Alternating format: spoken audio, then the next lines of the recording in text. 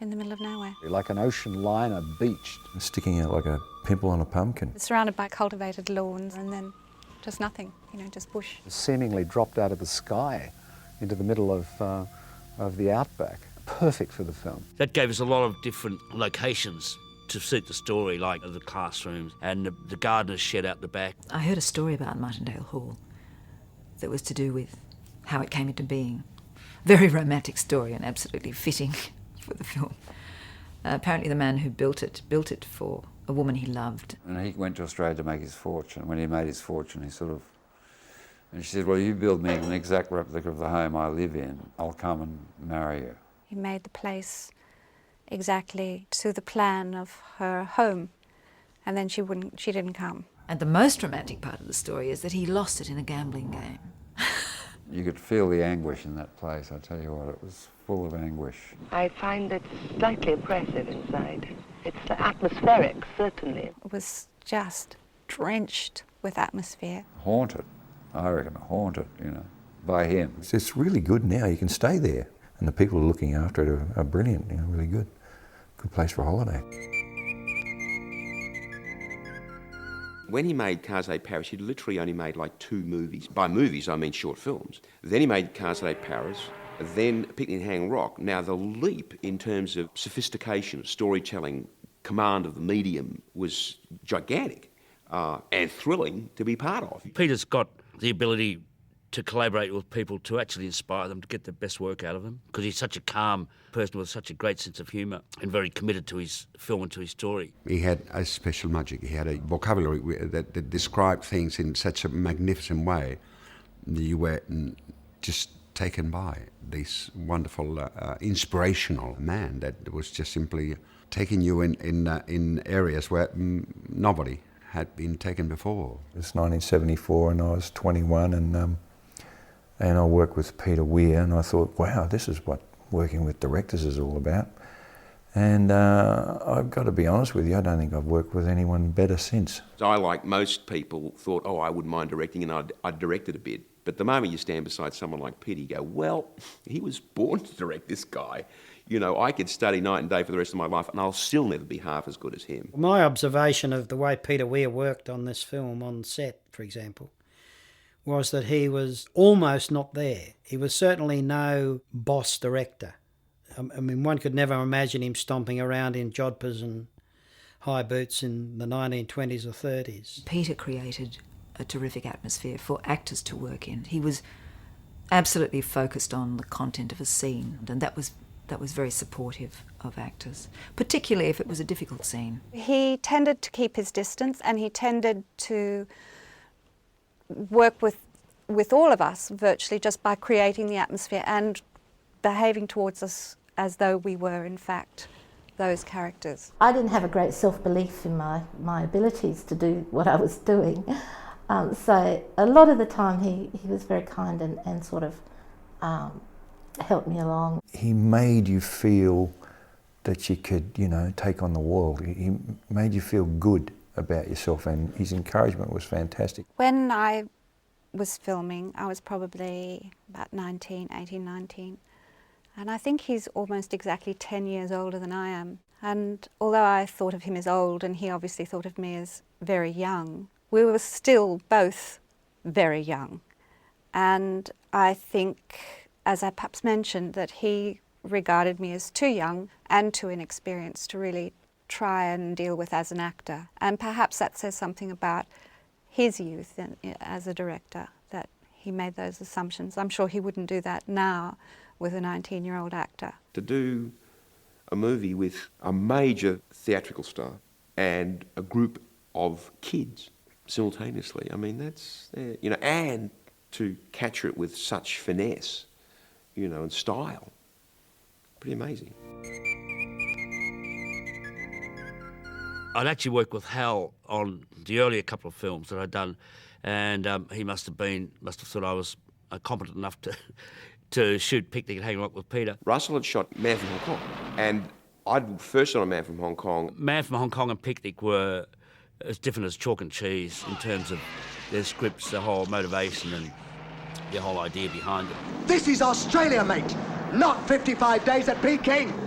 Hey, don't give me any shit. But what I learned working with Russell was he was a lovely guy. He was a great cameraman, and he just made everything easy. Peter realised that he had to have a highly professional cinematographer, and he chose well. I saw Mike Thornhill's picture Between Wars and thought that the picture was a cut above what anybody was doing. And I was very excited after I saw the picture, knowing I had things coming up and that I would, work hopefully with some of these people. So, certainly, yeah, I got Russell from that.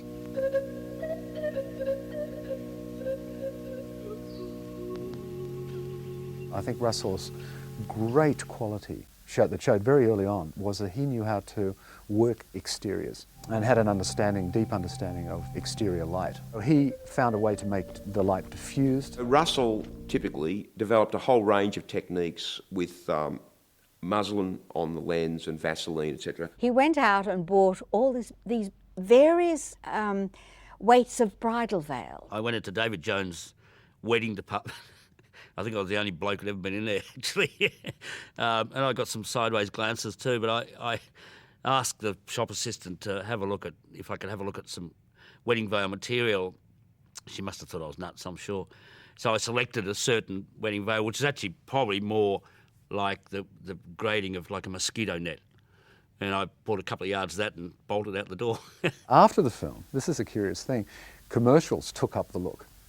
And to a degree, I think it's out of fashion now, but for a long period you would see kind of knockoff looks, and that led to it becoming a kind of cliche. In the early 70s, there was a very well-known English photographer by the name of David Hamilton. David Hamilton at that time was quite a hero in soft focus, pubescent girl stuff. In the opening sequence of the film, when we go inside the school, we see a lot of the cast members, a lot of the young girls by window light. And I actually, not necessarily plagiarised David Hamilton's work, but I liked his sort of work, and I didn't go as far with the filtering as he does with his, but that was definitely an influence for that opening scene. We prioritised every scene, all the major sequences in the movie, and we gave them an A, B or a C. And the A scenes, we decided we would spend time shooting, and the B scenes we would spend less time shooting, and the C scenes we would shoot as quickly as we could. A very sensible thing because, for example, the picnic scene became an A scene. The picnic itself, at the base of the rock, was scheduled for, I think, reasonably off the script, for maybe 1 day's shooting. You see them sitting and reading, and then you see them having a little lunch and looking at things through a little magnifying glass and so on. Then they say, we're going for a walk. And don't worry about us, mademoiselle. We shall only be gone a little while. The first time we went up the rock and looked at the location for the picnic scene itself, I realised that only between like 12 o'clock and 1:30 sort of thing, we'd get a perfect light on the rock. He said at 12 o'clock the light is perfect, and he can silk it out and create a lovely diffused light. But to do that, we would be only able to shoot for 1 hour per day for something like a 5-hour, 6-hour scene. A light played such an incredibly important part in that film. I felt I couldn't manufacture it, I couldn't even try and recreate that beautiful light that was there for an hour a day. So they scheduled that hour every day, and it was difficult for the crew because you'd do the hour, then you had to go back to the top of the rock and do something else or go somewhere else. And so it was filmed over that week, and we maintained, therefore, the look. It was a big ask for me. It was my third movie.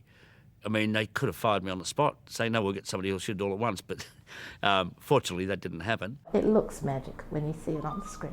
It really does. It's just got that sense of the Australian bush and that lazy sort of gum-smelling sort of day. I remember Peter came to Hal and I and said, look, I've got this fellow by the name of Martin Sharp who I'd like to have involved on the film. So we met him, and Martin's knowledge of the book was absolutely encyclopedic. I was fascinated by the book and saw this sort of other thread of sort of mythology running through it. A whole kind of structure within the book that was really quite apart from the linear story, and certain sort of mystical connections in it, particularly with Botticelli's Angel and the Birth of Venus. He brought an extra level of finesse to every shot and every prop and every brooch and hat and carriage, etc., that Martin would think, oh, why don't we put that there? That just kind of lifted it. I just added a few details here and there as best I could. When Mrs. Appleyard pulls open that drawer and goes for a hip flask, all of those strange little objects in there Martin had put there. I did a sort of scrapbook for Sarah, which I tried to tell the story as if it was a girl making collage out of Victorian scrap. It was a prop, and it might get seen in one scene, and I'm not sure whether it ever gets seen at all. But it was just exquisite. He helped imbue us all with a sense that there are other dimensions and something special about this story that perhaps we could have missed if Martin had not been there. Everything to do with the imagery, the shell imagery, the swan, the icon of Miranda. He was very connected to that. We shot a moment in a little sort of grotto, actually in Adelaide, where we had come up with the notion of Miranda in the form of the Botticelli angel. Maybe we're experimenting a bit too much, but she was shot naked inside a cave with her long hair over the back. I think it was an influence from Martin Sharp. To me, on a certain level, that was sort of like the birth of Venus in a metaphysical sense, you know.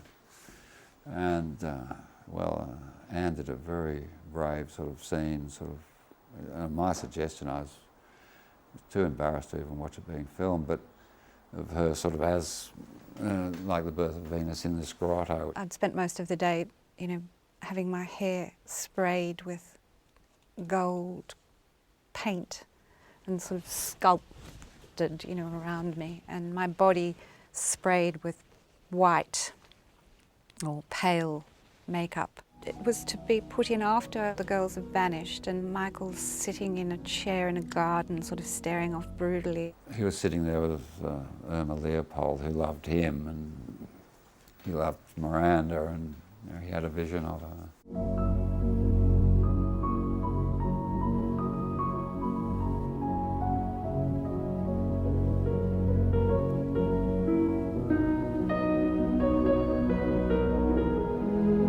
That was an example of a kind of mythological, sexual reference that could have worked or not.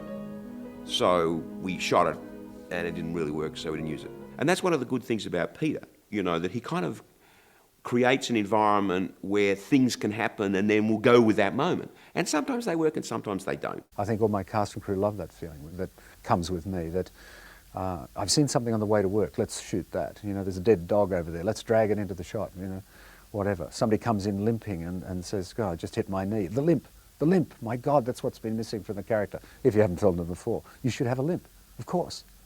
Whatever. And so no different with Picnic. I shot certain scenes, Miranda wandering in the garden, that I thought may come in handy, and some of those things made it into the picture. The day Joan Lindsay visited the set, I think I kept my distance, and I was working because I didn't want her approval or didn't want to look for her. But she did talk to, obviously Pat Lovell showed her around. It was as though she'd come home. I couldn't believe it. It was wonderful, and the way she spoke to everybody, it was really a wonderful afternoon. I'd gone under some trees to find some shade while they were doing the next setup, and I heard a voice say, "Bonjour, mademoiselle." Turned around and there was Joan Lindsay, whom I knew from seeing her photograph. And it was funny that she just kind of picked me, although she probably knew that I was playing the part. I became aware that there was someone coming after me across this quite rough ground, and it was this little old lady who I just knew had to be Joan. So I stopped and waited for her, and she just came straight up to me and threw her arms around me and held me really hard, and right into my ear said, "Oh, Miranda, it's been so long." She was really very moved and really almost verging on being upset. When she let me go, I said, "Oh, hello, you must be Joan Lindsay." And she just didn't want to know. She just wanted to be in the moment. It was as if she saw past the actor playing the role and was talking to the character that she had created. To try and get to the bottom of where she was connected to those characters was impossible.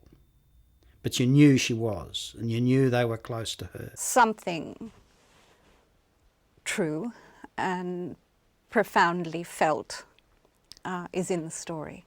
You know, it's about something that happened to her that even in her old age still carried a terrific punch for her. A lot of people see a lot of different things in that movie, and that's great. You know, I think that's one of its strengths, the fact that it is complicated and complex and interesting and multi-layered. To a lot of people, it seems to be about lost things, hope, promise, potential, romance, something that was lovely and yet never quite possessed. That story for me has two major themes. One of them is the ill treatment of children. I can see that theme very vividly in the film. Miranda seemed to escape that. She was one of those sort of golden girls who everything's lovely for. She's a lovely, loving, you know, happy, sunny girl from a lovely, loving, happy, sunny family. Someday, Sarah, you shall have to come home with me to the station, to Queensland, and meet my sweet, funny family for yourself. Would you like that? But certainly Sarah and her sad story, being someone's unwanted embarrassment tucked away in a school somewhere and forgotten. The abuse that she seems to inspire as a victim kind of person in the adults around her. And as your fees have not been forthcoming, I have been forced to make certain arrangements on your behalf. You will be returned to the orphanage. And the other one is the anachronism of Europeans in Australia. This sort of, you know, whatever it is, neo-Italian building out in the middle of nowhere, flown from England and dropped in the ground, another culture. The girls really also from Europe, really from England, in terms of their sensibility and their education. Don't let me detain you, Miss Lumley. You have a class in a few minutes, I believe. Senior needlework. So it was like a great ship from England, stranded in the middle of this outback. It was that sort of absorption of the best of British culture and its symbols and the education that Jane would have received. You little ignoramus. Evidently you don't know that Mrs. Felicia Hemans is considered one of the finest of our English poets. Into the psyche of Australia. A kind of colonial presence in this ancient land. I think I'll just stretch my legs a bit. Oh, don't go too far. And be careful. There could be snakes. And these girls who are on the verge of womanhood and starting to explore themselves in the world. It was about, you know, girls and their friendships and their natures. And part of that is their sexuality, which has a kind of purity about it, I think, in the film. There's a kind of innocence. I think that's what a lot of people really love about it. That's what they respond to. I do remember Patrick White ringing me up, and I was very flattered that he did, having seen the film, and in a great booming voice, which at the time I thought must be the voice of what famous people sound like. He said, well, of course it's all lesbian, you know. So that was his view, and others saw it other ways. And I rather like the fact, as with a painting or something, that to a degree it's open to interpretation. And you see in it what you see. You know, there's no one way to look at it, particularly this film. The eerie atmosphere that's within the film I carried with me from the book, and it was in my fingertips, you know, and I was looking for any moment where that could be enhanced or further suggested. Right from the beginning I felt this film, or this story, was a horror story set in the heat and the glare of the Australian bush at noon, because it's not long after noon when those girls are lost up on that rock. Stopped at 12. And it happens in brilliant sunlight. And you have the sound of the earth kind of creaking. We can't go much further. Promise, Mademoiselle. We wouldn't be long away. There's certain sounds, I've read that in books, you know, are programmed within us genetically, the earthquake being one of them, to create a sense of fear. The sound of a rumble or volcanic eruption, you will instantly be terrified. So I put a slowed down earthquake there in certain sections. It was a story about the landscape swallowing up these girls. So it had to be picturesque, it had to be menacing, it had to be brooding. Part of creating the mood of this picture involved the change in camera speed. That is to say, I used what was known commonly as slow motion. There's a very obvious one where Miranda crosses the stream on her way up the rock, in which it's quite noticeably slow. But that slow motion was sometimes imperceptible. There's a number of shots of the various characters, like Michael as he watches her, or some of the girls in the story, where I shot it and asked them not to blink, so that you wouldn't know what was different about the shot, but it would feel different on some unconscious level.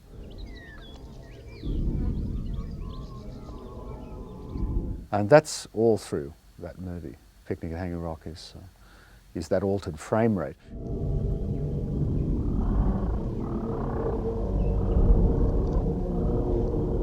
And I thought that, and with my slowed down earthquake, it would increase the experience, the curious experience of the film. It's very hard to pull out any one scene, I think, because it's such an integrated film, such an integrated story, and each part is exquisitely part of the whole. But if I had to, I suppose it would be the picnic scene.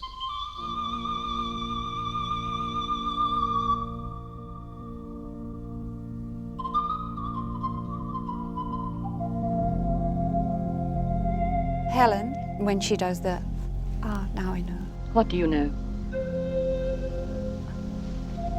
I know that Miranda is a Botticelli angel. Just because she was so delicious. There's a lovely kind of lightness about the way she plays that scene. Yeah, you wouldn't have the time, I suppose, miss. Miranda, your pretty little diamond watch. Don't wear it anymore. Can't stand it ticking above my heart. So kind of, elegant and light. I think that sequence that ends with Edith screaming down the rock is wonderful. Miranda? Miranda?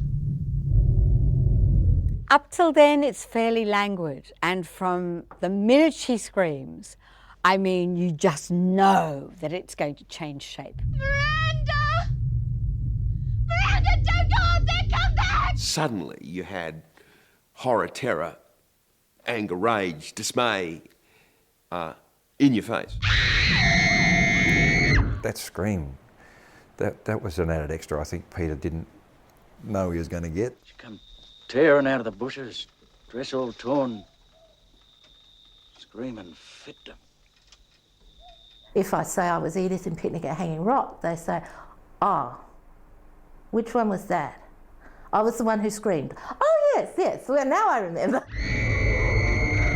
The high angle shot as Edith runs down the rock, as if something, as it were, was watching it, was from a helicopter. Helicopter shots are often, oh God, you get it or you don't get it, or, sometimes a bit of compromise because the weather's not quite right. But she just came into the frame running down the hill, and it was just one of those magic moments that worked out for us.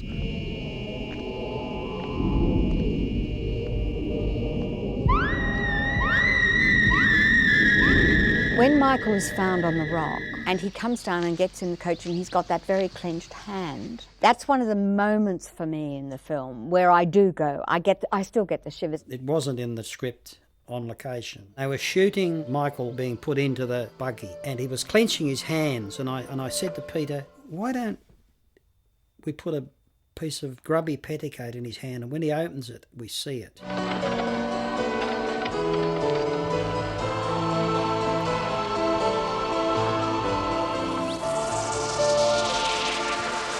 I see that bit of cloth and the realisation that he's found something. He's found one of them, and it's not the one he wants. He wants Miranda, and perhaps he realises in that moment that she's not coming back, and she won't come back, and he's lost her. Suddenly he might be the murderer. There's another whole dimension, and that's one of special characteristics of that film, particularly, especially because it isn't all tied up, that anyone could have been the murderer. Anyone and no one. The other moment is in the gym, where the schoolgirls turn on Irma. Which is probably almost the only piece of full-blown horror writing in the whole film. Our dear Irma is with us but for a few hours. She is leaving soon to join her parents in Europe. For 10 minutes, you may talk as you choose.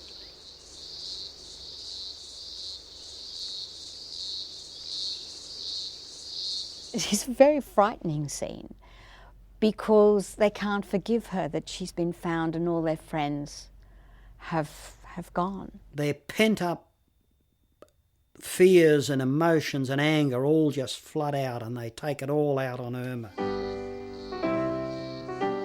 Tell us, Irma, tell us! Yes, Irma, tell us. Tell us, Irma, tell us! What happened to Miranda, Irma?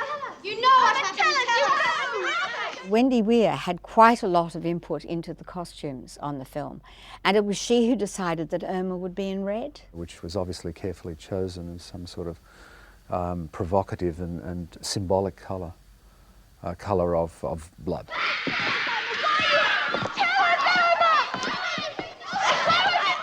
We'd spent a lot of time and energy making these girls bond as schoolgirls together, and now they had to turn nasty. The way they are in that gymnasium happened on that day. It was one of those uncomfortable scenes to film because the girls were living the parts. Now that I sort of reflect on it a bit, I'm sort of feel quite unnerved by it.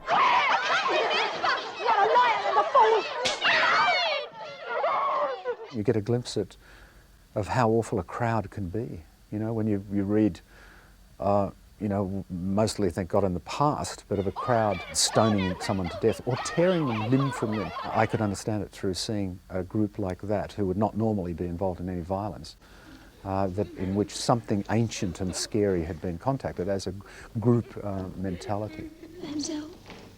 It's for our own good!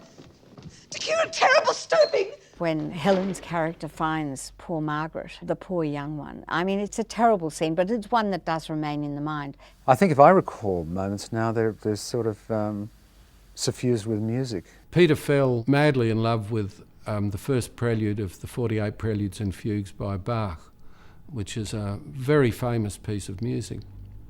And this is where he's probably got great gifts. He knows nothing about music. Otherwise, he would have known that. Every kid learns to play that. But he was able to hear it in a way that I couldn't as a musician. He loved that, and that appeared in the film.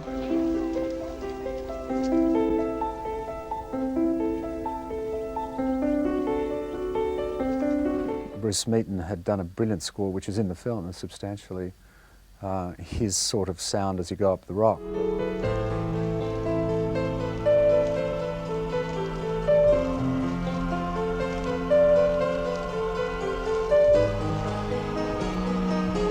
The ghostly choir in the background is a dreadful machine called a mellotron. When you push a key down, a tape loop starts.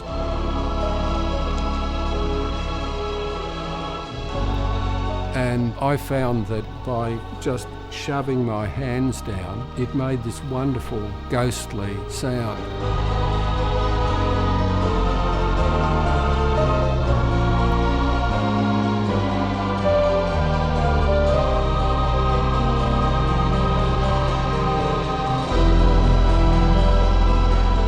Bruce was searching for an ultimately signature sound that would be within the music that was the rock. The initial thing was to try and find a theme, something that would express everything that Peter was trying to get across, which I don't think he was exactly sure of.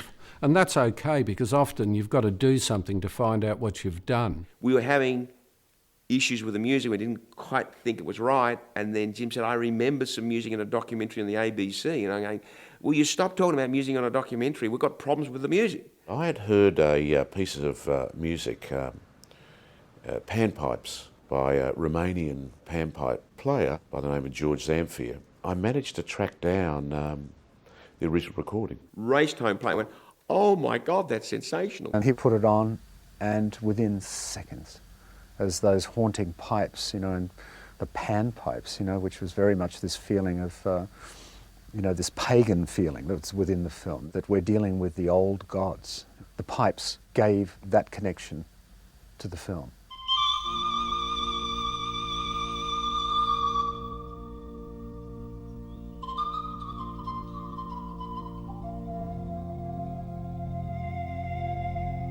The music is simple, but very effective. What are Romanian panpipes doing in that movie? It's I don't know, but it's perfect.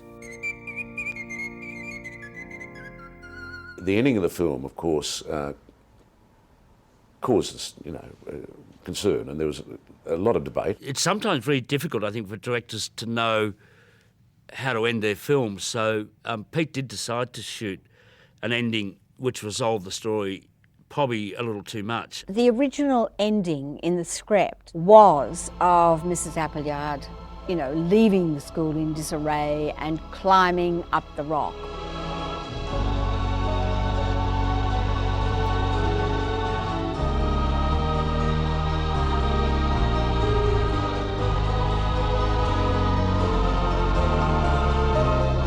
Going to the crevice where the girls disappeared. There's Sarah, the late Sarah Wayborn, and they have a sort of confrontation on the rock, which I think leads to Mrs. Appleyard's suicide. It sounded full of potential on paper and in the script, and we shot it. And then when I had a look at it assembled, I had felt uneasy from the rushes, but when I saw it assembled, I knew it was wrong. And the reason it was wrong was that Rachel could do so much, was so good, that the look on her face when she sat behind the desk, having been told the discovery of the body of the young girl, and I shot it somewhat sort of undercranked, so it was sort of a little odd. But her work, that close-up, said volumes. That image of her finally sitting there with her hat and her bag ready to leave the school, I think is one of the strongest and most scary images, but also very sad. You just knew something had gone on that shouldn't have gone on, or she was about to get up to something that shouldn't happen. You knew her life was going to close down from that point on. And you have a sense of Miranda and the others sort of flying freely away and around, sort of forever. We finished up putting that kind of slightly fragmentary memory of the picnic. A reprise of what, after all, provoked the title of the story, a moment in time. And, it's evocative. It did remind me, I think, as I saw it, of that if only, if only you could go back to a moment before something happened and prevent it happening. There they were in their innocence, I think, these young girls whose lives were about to be affected forever. I think it might have been the take where one of the girls did that as we panned around, and a French film critic said to Peter, he said, what a masterstroke that was, having that religious connotation in there. And Peter said, well, what do you mean? And the critic said, well, where that girl is making some religious sign. Peter said, oh, no, I think she was just brushing away the flies. Rationalists go, well, there's no ending. Well, that's no story.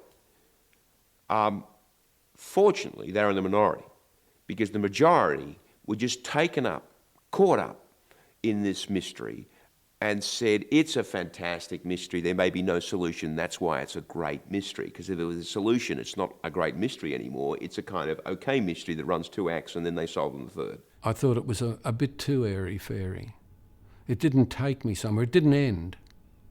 I'm not suggesting that it should end with a huge monster leaping out and showing all the girls' legs sticking out of its mouth as it finishes devouring them, or anything silly like that. I just felt it was a bit too ephemeral.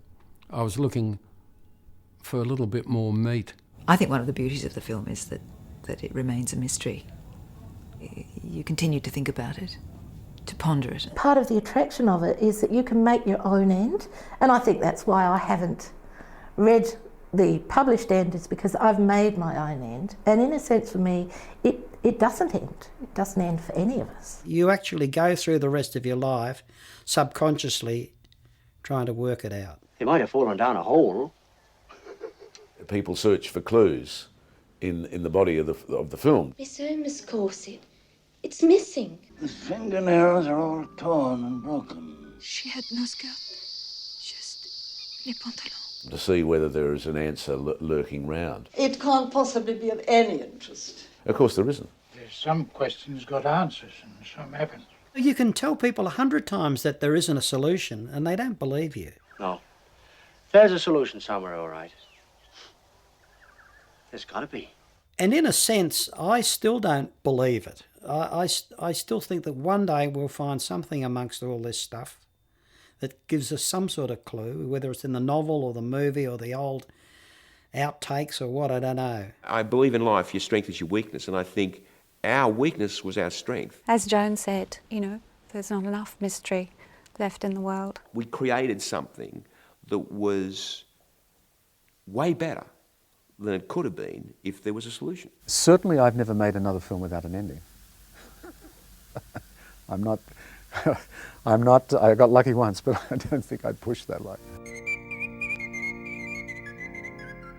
Sometimes the true story aspect bothered me, but Joan Lindsay had not given me the right to say that it was fiction, nor the right to say it was true. So I was, just left speculating curiously like others. I took the hook and believed it was true from the way it was written, and I went out attempting to research it. Newspapers all over the world have headlined our morbid affair, Miss Lumley. I mean, you realise that, I suppose? And I couldn't.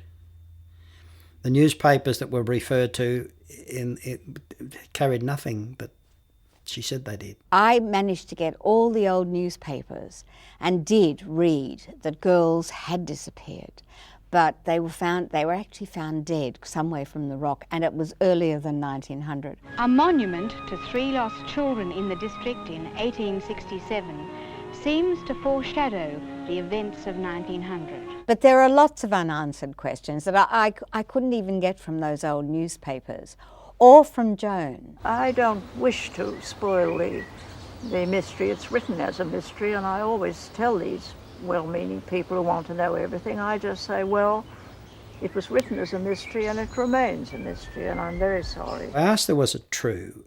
And she looked at me and she sat there and she said, finally, well, she said, some of it's true and some of it isn't, which of course was no answer. I can only say that for me, fact and fiction are so closely allied. Some of it really happened and some of it didn't. And whether the big things were not true and only the little things were true, one would never know. You'll all have to work out what you think is truth for you, because truth is everything to me. I think it was some kind of an incident that was similar but quite different in other aspects that she inspired her. She certainly had an incident, and it was to do with a girls' school, and she went to a similar school. What it was, I don't know. But it was a secret buried very deeply. It did contain a genuine mystery, I think. I think it was very much women's business. And that Hanging Rock is sort of like a female shrine of some magnitude, I'd imagine. It doesn't surprise me that people think it's a true story, because that's really the genius of Joan's writing. There is probably a need or a longing for those sort of stories, our own myths in this landscape, in this place. So people are happy to accept it as true. They want to think it's true. We never stated either in the film or in publicity that the story was true. What we did say was that in 1900, a group of school children visited the rock, some were never to return. And of course what that said to the audience, and tradition of filmmaking was, this is a statement of fact. We never said it was fact, we just presented it as fact. And of course the audience came to believe, to this day, many of them, that it's a true story. I remember Peter remarking candidly that he felt that if the film had been released a year earlier, or maybe a year or so later, it would have failed. It just happened to be the right film at the right time. The film sold extremely successfully internationally. The biggest hurdle, of course, was America. Americans, generally speaking, certainly at that time, didn't see anything in sort of lyrical, poetic, atmospheric films. I remember a story of one man at the end of the screening throwing his coffee cup at the screen. And he said, I've wasted my time. I've been sitting here all this time and with a goddamn mystery and there's no goddamn solution. You know, I'm not going to buy that. You know, it's half a film. They hate films without closure in America, which was why it took Jim some time to sell Picnic at Hanging Rock in America, and The Last Wave sold sooner and easier because it was, you know, had a beginning, middle and end. I remember a distributor saying, well, we're going to have to revoice all of this. We'd managed to sell one film into North America, being The Casa de Paris, which was subsequently revoiced. Incredible, huh? A whole town living off car crashes. My brother George is dead and buried in Paris. But I can drive again. You win some, you lose some, right? Tell you one thing, though. I'm getting the first plane out of this crazy country. It's goodbye, Australia. Brooklyn, here I come.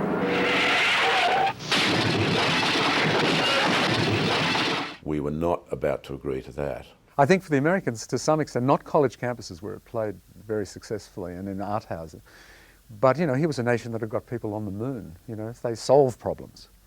So what do you mean they can't solve this problem? You know, where do they go? You've got to, you know, there must be an answer. So maybe there was a cultural thing there. The fact that it's lasted this day is sort of nice for us. To be able to say, well, you know, we were right, kind of thing. But of course, those same people also missed the fact that they were looking at a major director emerging. Because no one's as blind as someone who doesn't want to see. And they didn't want to see any value in anything.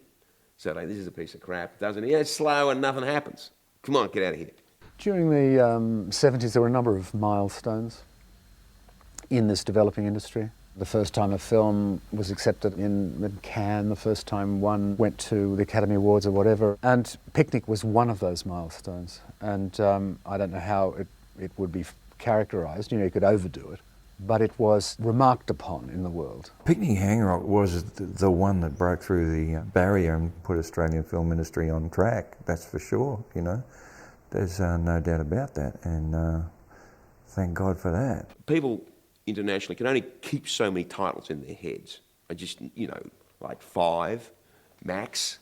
Well, I'd have to say that if you said to people internationally, name 5 Australian films, I'm pretty sure that Picnic would be one of them.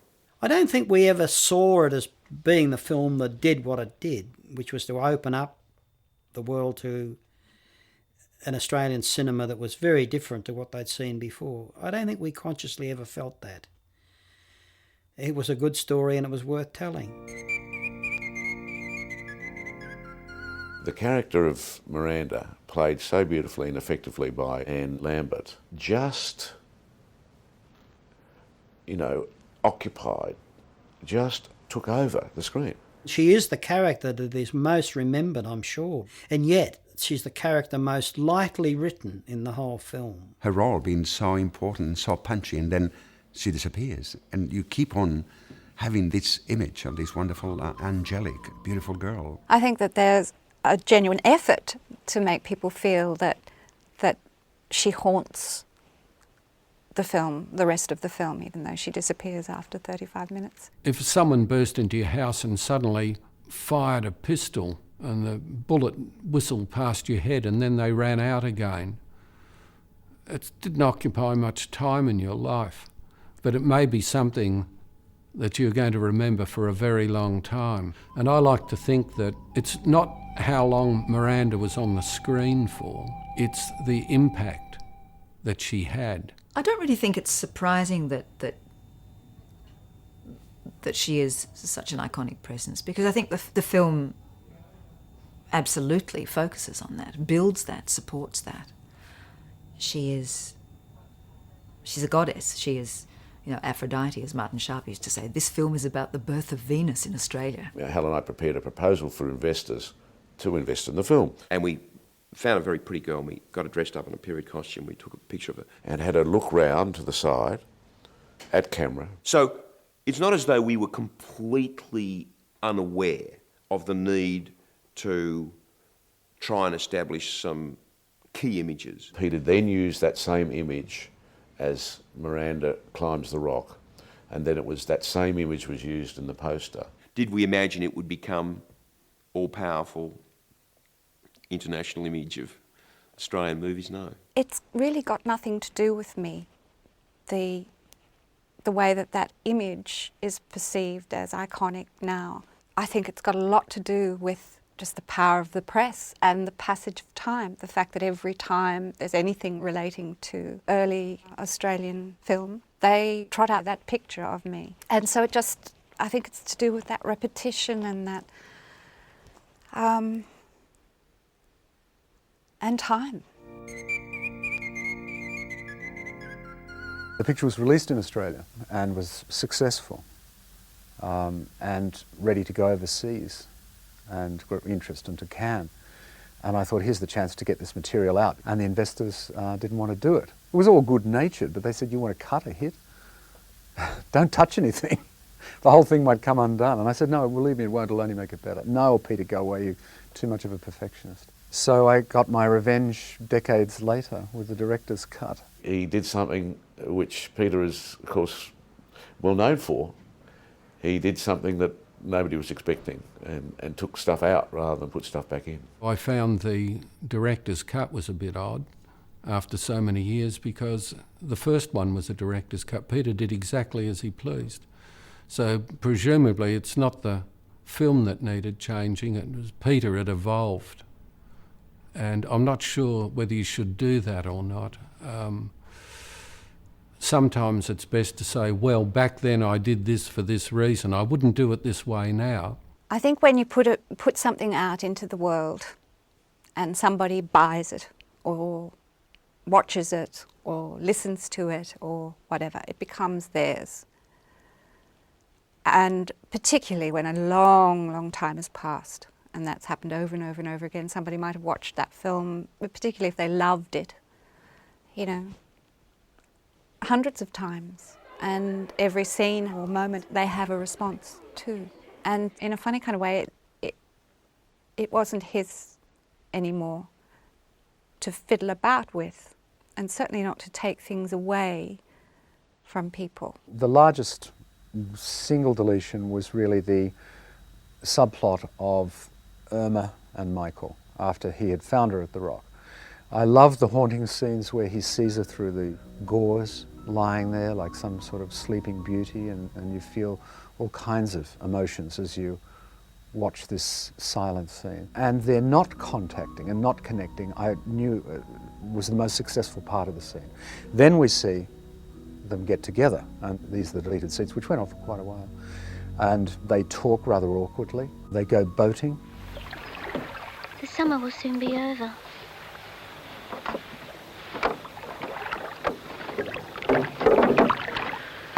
Just as well, probably. I don't think this punt will be safe enough to take out again. It's sad, really. Like someone dying. Then there was potentially an interesting moment where he says, what happened on the rock? Irma. What happened on the rock? And she won't answer him. And she goes running off in the evening light. Irma! Irma! One of the special moments that I used to love has gone. I loved Irma's run along the shore of that lake. It used to be, for me, a very releasing moment, and I needed it, and it's not there anymore. I felt all those years ago in 1975, as having seen it in the theatre and more confident about it, that what I'd suspected was a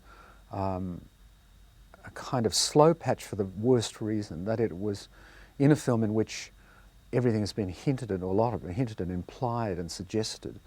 This was obvious and not very satisfying. It depends on the mood you're in. You could say the original version was pretty slow, but it was slow in a way that we liked. I've spoken to a lot of people who are bitterly upset by, you know, the loss of certain moments. The scene where the girls sing Rock of Ages in the chapel, and Ingrid, in fact, cries at the end of the hymn. I think some people needed that, you know, some people wanted that as part of their release through all that kind of turgid building up of stuff. And then they finally get to let down a little in that moment, and that's not there. And in fact, he seems to have taken out 2 moments of release, which perhaps has a purpose, I don't know, but I just don't know whether it was really up to him anymore. You know, it didn't really belong to him anymore. I think the film works so well and is so rounded that those moments for me were not missed. Because that last third has now got no extraneous themes in it, and it just goes straight from the time you find Irma on that rock, it just goes wham to that terrible woman at the end sitting there, that black, dark woman. And I, for the first time, cried when I saw it, because it to me became very sad. I do think there's more emotion, and that Margaret Nelson's character, and I think even the misconnection between she and her brother with Albert. Bertie. Jesus, where are you? Which was more obscure in the original cut, came through more strongly. Calls out, Sarah, don't go yet. Goodbye, Bertie, she says. I've come a long way to see you, and now I must go. She went. The tragedy is increased in this cut, and it's the way it should have been and the way I wanted it. So I do think it's wrong for a director to second guess themselves in director's cuts. It's not fair to those who like the picture as it was. But in this case, that's the way I wanted it. It truly is a director's cut. As to how time is treating it, hard for me to say. Having done the director's cut, I'll need more years to pass before I can tell whether the film is aging well, and there's no way of knowing. But it's had a long life to this point. You know, it was shot very quickly, and it was shot on a low budget, and a lot of the actors were amateurs, but now it all seems to be part of the genius of it. I've grown up with it, and so, you know, I accept it. I find it hard to imagine what it would have been like without it. It's caused all sorts of good things to happen in my life, and very few bad. I want to retain the good memories of that film above all, because whilst there was some pain and some difficulty and so on, at the risk of borrowing a cliche, there's no future in looking into the past. My husband went and saw the film Picnic at Hanging Rock at the drive-in when he was in the Australian Army. And he sees all these wonderful, silvery, sylph-like women cavorting across the screen in front of him. And he's lonely, and he's single, and he wants a girlfriend. And he says, "Oh God, please, send me one of those." Unfortunately, he got the least sylph-like, silvery, thin, beautiful one. He says, "Just don't tell me there isn't a God, mate." Lots and lots of people have come up to me who I would probably have never spoken to, who've talked to me in a very personal way that would probably normally have taken, you know, a good, I don't know, few years of knowing them to get to, you know. And so it's been interesting from that point of view. People talk about themselves in relation to the film, their responses, in a very personal way. In my heart, I have a very special spot for that picture, and for all the people that created it. I'm particularly fond of Picnic. Sort of in my being, in my consciousness, in my heart. Always. It's like Vegemite. It's part of us, in a way that the book never was, by the way. It isn't a good version of a book. It transcends the book. It's just this completely multidimensional jewel, I think. Wow, that's a bit over the top. But it really is a tremendous piece of work, and I'm just glad I was around. The ingredients of the story will stand the test of time. I think it's a classic tale from Joan. It's so simple and so infuriatingly, fascinatingly obscured by the very clouds on Hanging Rock. It is a mystery without a solution, and I think that's what will keep it alive.